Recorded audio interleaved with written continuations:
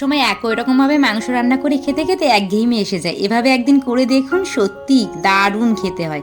প্রথমে আলুটাকে ভেজে তুলে নিলাম। এবার ওই তেলের মধ্যেই কুচনো পেঁয়াজটাকে লাল লাল করে ভেজে এইভাবে তুলে নিয়েছি।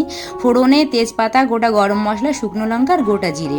তারপর দিয়ে দিলাম আদা, রসুন আর কাঁচা লঙ্কা বাটা। এটা একটু ভাজা হলে একটা টমেটো দিয়ে দিয়েছি আর দিয়েছি নুন। এটা যতক্ষণ ভাজা হচ্ছে একটা মশলা বানিয়ে নিচ্ছি।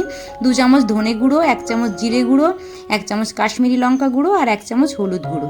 এটাকে জলে গুলিয়ে নিয়ে এই মশলাটাই এবার দিয়ে দেবো। এবার আরেকটু সময় কষিয়ে এটার মধ্যে মাংস দিয়ে দেবো। মাংসটাকে আমি ম্যারিনেট করে রেখেছিলাম আধ ঘন্টা আগে, টক দই, নুন আর হলুদ দিয়ে। এবার ভালো করে কষিয়ে নেব। আর সেই ভাজা পেঁয়াজ আর এর মধ্যে 1 চামচ টক দই আর জল দিয়ে একটা পেস্ট বানিয়ে নেব। সেটা দিয়ে মাংসটা আরও কিছুক্ষণ বেশ শুকনো শুকনো করে কষিয়ে নেব। কষা হয়ে গেছে, এবার এর মধ্যে গরম জল দিয়ে দেব। ফুটে উঠলে ওর মধ্যে ভেজে রাখা আলু আর সব শেষে 1 চামচ গরম মশলা আর 2টো কাঁচা